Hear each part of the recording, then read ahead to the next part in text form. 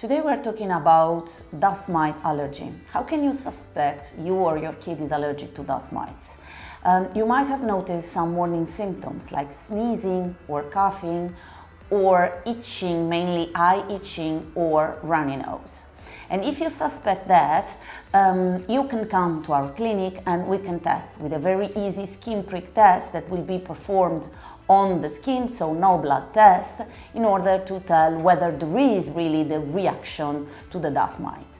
The reaction is something that is genetically predisposed, and just someone will have the reaction because the dust mite per se is an harmless insect that lives inside our mattress, pillows, furniture, the upholstered one, carpets.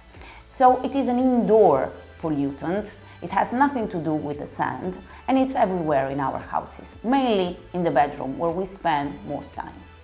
So once you know you are allergic to dust mite and your immune system is fighting something that usually harmless, getting you having rhinitis or asthma, we need to put a barrier. The first thing is a barrier between you and the mattress. So it's a woven fabric with very small pores that prevent the dust mite to reach you.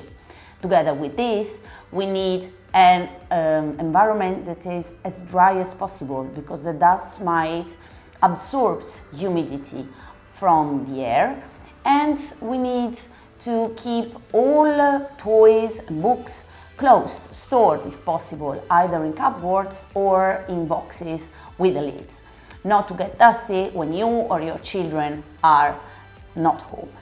Pets are allowed. It's good for them not to be in the bedroom because the dust mite feeds on organic matter, both from humans and from pets.